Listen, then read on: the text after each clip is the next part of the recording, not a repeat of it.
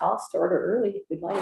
Sure. Okay, I'm gonna do that. I'll call to order the special Wabasha City Council meeting for April 12th for our singular consent agenda item, the 2021 audit presentation. We've got Tyler here with us in the flesh. In the flesh this time. Yeah, thanks for having me. I was just saying it's right about 2 years since I've been here, probably right before I so it's good to be here, and I'm excited to present the 2021 audit. So we'll get right into it and go ahead and hit next. Okay. Let's see. There we go. Yep, so I'll be going over the audit opinion and our responsibility as auditors. I'll then be going into the general fund results as well as the other governmental funds. Then looking at the enterprise funds, and then again wrapping up with some key performance indicators. So first of all, our responsibility as auditors is to issue an opinion on financial statements. And we are issuing an unmodified opinion, which is a clean opinion on the financials. So that is the opinion we're looking for. We also do some testing around municipal legal compliance, and we do have one finding related to that testing that I'll go into details on the next slide about that. So for the 2021 audit, there were 2 audit findings. The first one is a internal control finding for the preparation of financial statements. Basically what this finding is saying is that we as your auditors are engaged to perform the audit as well as draft the financial statements. This is a recurring finding for the city, and for a city of your size, it's a very common audit finding, probably the most common audit finding. And then the one legal compliance finding for this year is based on collateral coverage. So Minnesota statute says that deposits in excess of FDIC needs to be covered by pledged collateral at 110%. So we test that every year. This year, the collateral pledge is just short at year end. I believe that this issue has already been taken care of, and I know that in talking with Tyler, you guys are putting a new process to check that collateral coverage. I believe monthly is what you'll be doing. So. But at year end, it wasn't a finding that we had to report for this year. I'm just gonna Right, the Port Authority accounts specifically. I'll just interrupt for a second. Dean was gonna announce his location. Yeah, I'm located at my residence at 218 Main Street West. Thanks, Dean. Sorry about So you can go to the next slide now too. Okay. I also point out the findings from the last audit that are no longer applicable. So last year in 2020, we had a material audit adjustment related to some outstanding checks and deposits that weren't properly outstanding items. So we had to make some audit adjustments that we deemed to be material. No instance of like this occurred in the current year, so that's why it's no longer an issue. All right, so moving into this with a financial result. Graph here highlights the general fund. So in the fund balance, I should say, you'll see the city's fund balance policy, which is 60% of the following year's general fund budget. So in the yellow, you're going to see that budget from 2018 to 2022. And then that orange line, you're going to see the unassigned general fund balance as percentage of the following year's budget. So for instance, at year end of 2021, that general fund unassigned balance is 7% of the 2022 budgeted expenditures. Something to also point out too is that starting in 2018 or 2019, actually, I guess, the city will transfer any excess funds from the general fund into the capital projects fund. So that's why you see that dip from 77% to 60%. And then since then, the city's been right around that fund balance policy in the general fund. But we're supposed to try and keep 60%. That's the policy, yep. Yeah, so this shows us being a little under that. 54.7. But I did follow up with you guys and they said that's pretty normal. They weren't concerned about that. Yeah, as a fund balance level, correct.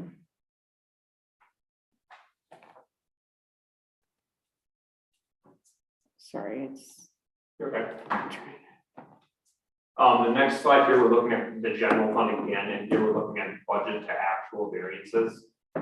So on the left, you're going to see the final budget. The middle, you're going to see the actual results. And on the right, you're going to see the variance of that final budget. So all in all, I mean, overall, the revenues expenditures are very comparable to the budget, but on the revenue line item, you're gonna see $130,000 positive variance with the budget. Mostly due to intergovernmental revenues, like small cities assistant aid and stuff like that received in 21. Expenditures, you're gonna see about 110,000 over budget. No specific departments, I guess, stood out the most, but just a little bit over budget in areas like public safety and public works overall. So all in all, the fund balance stayed pretty steady, increased about $6,000, and your general fund balance at year end is at $1.8 million amount. Okay. Let's see, it just doesn't like to click over an assignment, okay. All right, I'll just scroll down, maybe that's it, Yeah. okay. And now we're looking at the general fund revenues by type year. The last 3 years we're looking at 2019 to 2021, in the major revenue categories being taxes, intergovernmental revenues, charges for services, and then other revenue sources. So as you can see, the general fund, the main source of revenue is that tax revenue. A little bit of an increase in 21, that's just because the percent of the levy allocation to the general fund rose a little bit year over year, but otherwise the other revenue sources pretty consistent over the past 3 years. Now here again, we're looking at the general fund, but now we're looking at expenditures last 3 years as well. In the different departments, you got general government, public safety, public works, capital outlay, transfers, and other. One thing I'll point out is again consistency. And then in 2019, you'll see that transfer out. That's the money going from the general fund into the capital fund for that year. Now here we're just looking at the city's special revenue funds. So it's just highlighting the Port Authority, the ARPA fund, the library fund, and the special police fund. The fund balances in 2021 and 2020, and then that change in fund balance level. So overall, the fund balances for these 3 funds decreased about 17,000 in 1 year. So I consider all police special, but what are the special police? It's Harry Lager and Al Nelson. When they hire those guys for like special events, I'm thinking. No, No, it's that's like forfeitures, drug money, things like that. We call it a drug fund, that's like when I send out that thing, that's what we use to buy some equipment and things like that, so we forfeit a car, money for Turn it into drug sales. revenue. Good question. And now we're looking at the capital project funds. So your one major capital project fund, your capital improvement fund, then the TIF district as well as the Riverside revitalization fund. Again, just highlighting the fund balances in the last 2 years and that change from 2020 to 2021. And then here we added in this graph just to kind of highlight the main capital fund, the capital improvement fund here, and just how that fund balance has changed from 2019 to 2021. So at the end of 2021, it's about 505,000, I believe. Now here are the city's 2 debt service funds. So these just show the 2013 and 2019 bond funds. Total cash and assets in those funds, as well as the debt outstanding at year end for those funds. And then the graph below it shows the future debt service obligations for the following 10 years. Pretty big drop off after 2024 when the 2013 bond matures. And that's where I think we've been talking about the new downtown improvements to replace that debt that's going on tonight. Now starting to look at some enterprise funds. The enterprise funds graph or fund tabs are going to have kind of the same format. At the top, you're going to see the operating receipts, operating costs, and debt payments for the last 4 years, 2018 to 2021.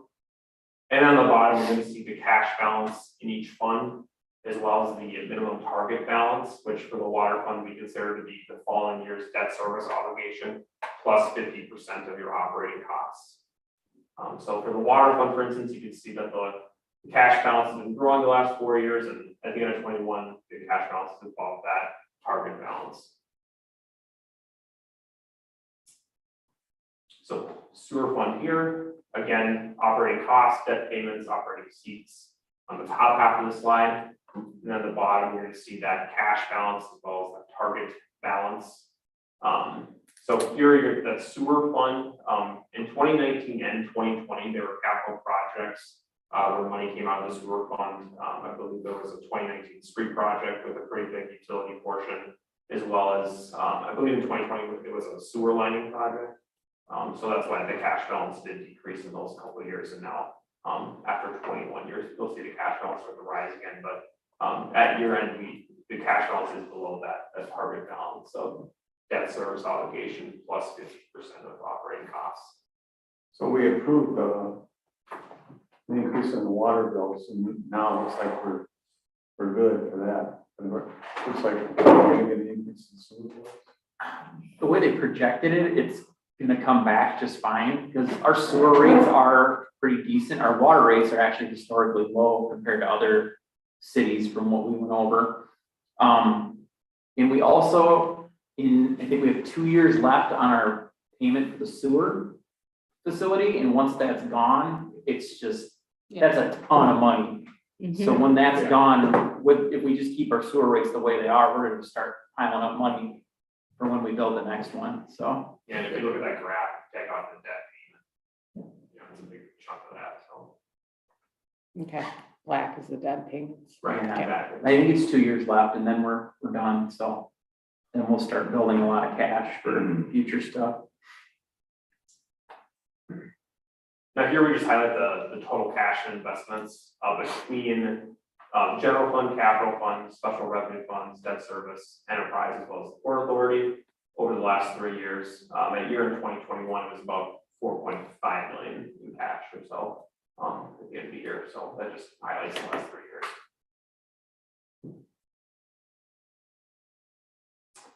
So now here we're looking Everyone's at favorite graphs. the key performance indicators. Looking at the city of Wabasha is the black line there, and class 4 cities are cities of population less than 10,000 in the state of Minnesota. And then the yellow is the cities in Wabasha County. Just a point here is that we didn't have the 2020 data available yet for comparison, so a year behind here on your comparison data, but that's the city of Wabasha. You're about below average in the county, and then a little bit above average in class 4 cities for tax rate, and you're rated at 73% in 21. Same format here, but here we're looking at taxes per capita. So that's how you compare to class 4 cities and cities and county. Then your tax per capita came in at about $823 in year 2021. I think we've asked or gone over what are the other class 4 cities.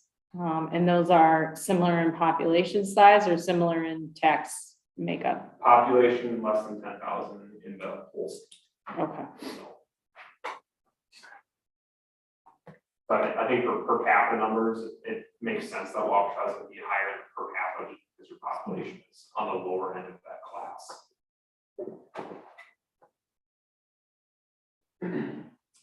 So same format again, here we're looking at debt per capita. With that debt being paid off, your debt per capita is actually going down pretty quickly last few years. So about $1,000 is your debt per capita at the end of 21. And then the graph on the right here, this is debt service expenditures as a percentage of total expenditures, which this has stayed, the graph kind of goes up and down, but it really has stayed pretty consistent with how much your debt service expenses actually are, staying between about 11 and 12% most of the last 4 years.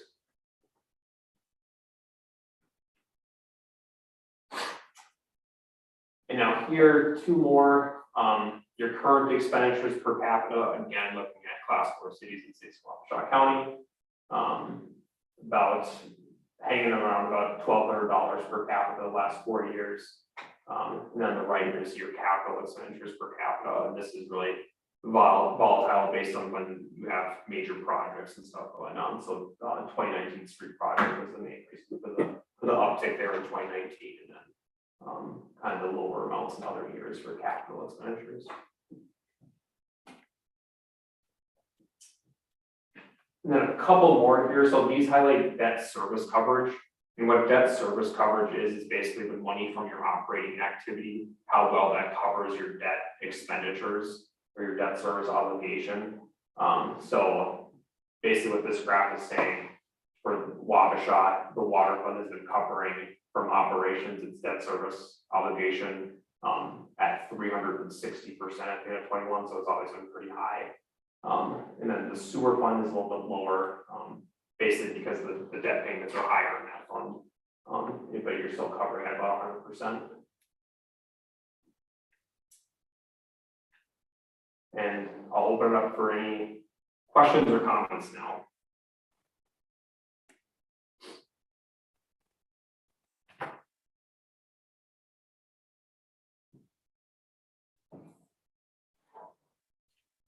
So you're gonna go through the rest of the report? I'll let you read that in your free time. Okay. We Yeah, can we just typically just go pull through it the up presentation. quick and just show you what's there if Yeah, for people sure. want to Questions about reference that? it. Let's see. Any questions about Tyler with regards to the presentation or the financial statement? Can you go over that one part where we're not in compliance? Yeah, so that's what the statute is. It's about collateral, and basically cities have FDIC on their bank accounts, their checking and savings accounts and stuff like that. Wabasha also has the Port Authority accounts, and basically the excess of those deposits over FDIC coverage needs to be covered by pledged collateral, and that needs to be pledged at 110% of the deposits in excess of that FDIC coverage. Kind of cool, but so we test it every year, and this year that collateral happened to be less than the required amount.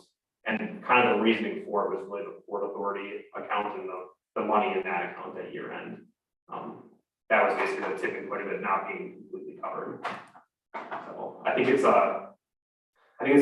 a new finding for Wabasha. That finding's never been in place before, but I would say it's actually a pretty decently common compliance funding for whatever reason across my clients. But How do you cover that? Do you use existing land and buildings that we have as collateral? the collateral is typically stuff like local government bonds and stuff like that. We could even, we have the collateral that you guys have pledged on hand, and you can look at what the assets are, but it's different kind of assets like that, like bonds. Bonds is kind of the most common type of asset, pledged asset. It involves Tyler just calling up our banker on a monthly basis. That's the solution. Pretty much. So, yeah, I'll be checked every month. yeah.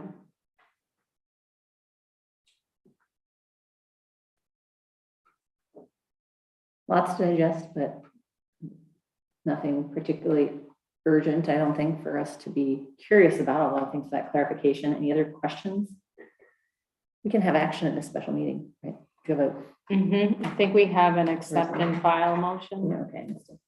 or maybe not. Let's see, a motion accepting the 2021 City of Wabasha financial Oh, yeah, just under the audit actions as part. I thought there presented. might be a resolution. You got it. Yep. So we could entertain a motion to accept the 2021 City of Wabasha financial audit. I'll make that motion. Chorus. I heard Jeff first because he's, would you like to care to second?